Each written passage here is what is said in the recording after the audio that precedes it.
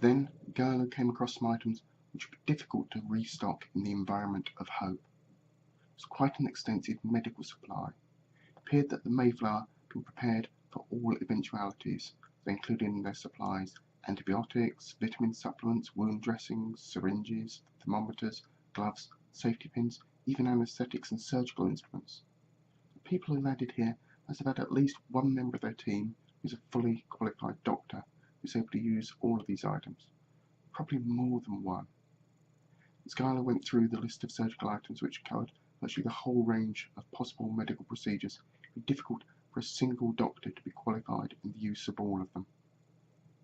Looking round the cargo hold, which was, now I came to think about it, a little over-illuminated for its general purpose, it came to him that the room could easily function as a hospital or a treatment centre. Doors would reduce the chance of infections entering from outside. The room itself could even be partitioned, and certainly enough light to operate by. Yeah, it would function quite nicely as a treatment centre if needed, and yet they hadn't used it as such. Then he remembered the memory loss of the travellers, and of course major surgery would require all the knowledge and confidence of a surgeon, and that had gone in the journey. The room had been used just as a shelter from the storms. Now realising that he'd spent quite some time sorting through the list of items without talking to Scout, he turned and addressed him.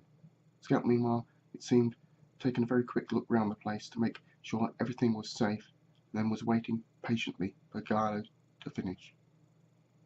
Sorry I was taking so long, Gallo immediately apologised to Scout. There's a lot of information here, listing all the items which your people brought here. They seem to have been well prepared and brought almost everything they could possibly need, and yet it would seem a lot of it is still here. Scout was happy to wait.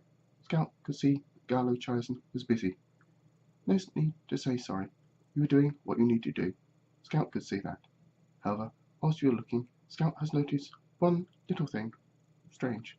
There are some markings on the floor that appear to be recent. Scout doesn't remember seeing them before. It would appear that something quite heavy was dragged or pulled from this room and taken out. Whatever it was hard and not soft and smooth, and left very fine marks on the floor.